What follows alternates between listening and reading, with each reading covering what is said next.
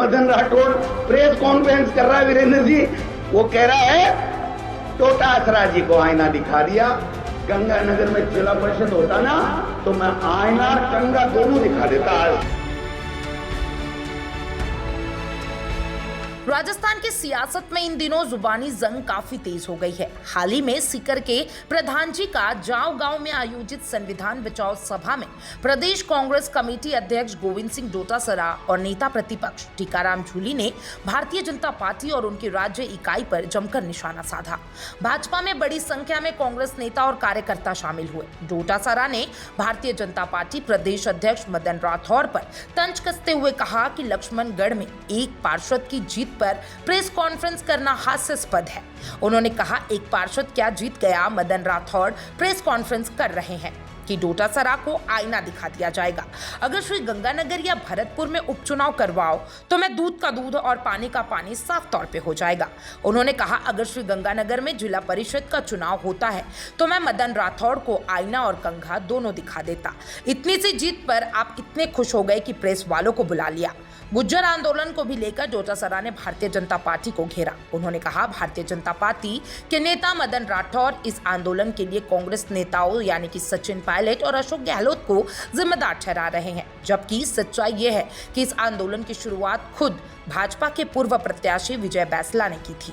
डोटासरा ने कहा, जनता को अब यह सारा खेल समझना पड़ेगा कि कौन क्या भूमिका निभा रहा है। डोटासरा ने राज्य के शिक्षा मंत्री मदन दिलावर को भी निशाने पर लिया। उन्होंने व्यंग्यात्मक लहजे में कहा कि मुख्यमंत्री अमित शाह और मोदी जी को कसम है, मेरी दिलावर को ही अगले 5 साल तक शिक्षा मंत्री रखना। अगर गांव में वोट मांगने जाओ और कपड़े साबुत आ जाए तो मुझे कह देना। उन्होंने हालिया रिश्वत विवाद का जिक्र करते हुए कहा कि दिलावर कहते हैं रोजाना लिफाफे आते हैं और मैं उन्हें घर में रख लेता हूं, लेकिन इस बार जब 5,000 रुपए का लिफाफा आया तो मेरे कैमरामैन ने देख लिया और दिलावर ने उसे पुलिस को पकड़ा दिया।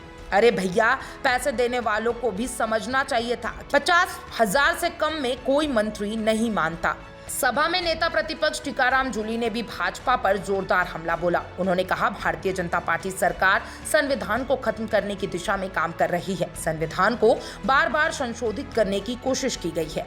भाजपा न तो संविधान को मानती है और न ही लोकतांत्रिक मूल्यों को। उन्होंने कहा, आज मोदी सरकार की विदेश नीति पूरी तरीके से विफल हो चुकी है।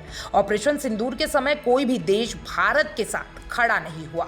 तुर्की, चीन और अजरबैजान जैसे देश पाकिस्तान के समर्थन में आ गए। यह मोदी सरकार की कूटनीतिक असफलता का प्रतीक है। जूली ने मुख्यमंत्री भजनलाल शर्मा पर तंज कसते हुए कहा कि प्रदेश में सरकार नाम की कोई चीज नहीं है, सिर्फ पर्ची सरकार चला रही है जो सिर्फ भजन और देव दर्शन में व्यस्त है। विकास कार्य ठप पड़े हैं और आम जनता का कोई सुनवाई नहीं हो रही है। उन्होंने ये भी आरोप लगाया कि भारतीय जनता पार्टी प्रदेश अध्यक्ष मदन राठौड़ को प्रधानमंत्री के हालिया कार्यक्रम में उचित स्थान नहीं मिला, इसलिए वे अपनी भड़ास कांग्रेस पर निकाल रहे हैं।